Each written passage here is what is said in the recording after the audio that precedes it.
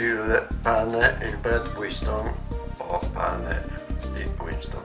15 grammi di sale, 3 uova per totale di 150 grammi, 110 di zucchero, 250 ml di acqua, 350 ml di latte, 220 di pasta madre, 1 kg di farina Manitoba e 100 g di burro morbido.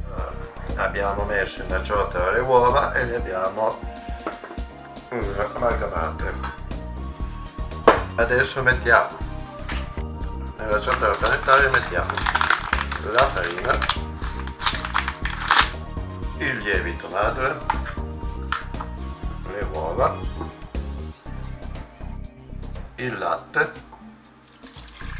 e un po' d'acqua e cominciamo a impastare. Adesso aggiungiamo lo zucchero e continuiamo a impastare. Adesso inseriamo il sale e l'acqua rimasta.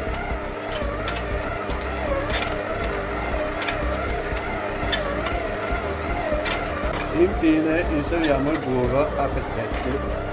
Impasto pronto, adesso mettiamo 12 ore in frigorifero. Passate 12 ore abbiamo il nostro impasto pronto. Adesso lo dividiamo in porzioni da 150 grammi circa. Li abbiamo divisi, adesso facciamo dei salcicciotti. Adesso facciamo dei quadrati e poi li arrotoliamo fino a ottenere dei salcicciotti di circa 23 cm che metteremo dentro la nostra teglia.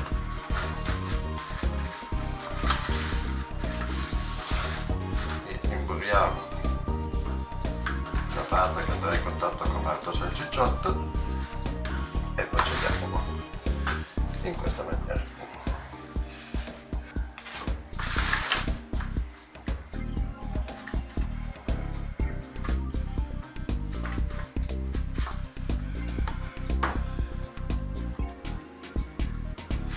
Adesso li lasciamo raddoppiare. Pane in cottura. Ci vorranno 40 minuti a 180 gradi.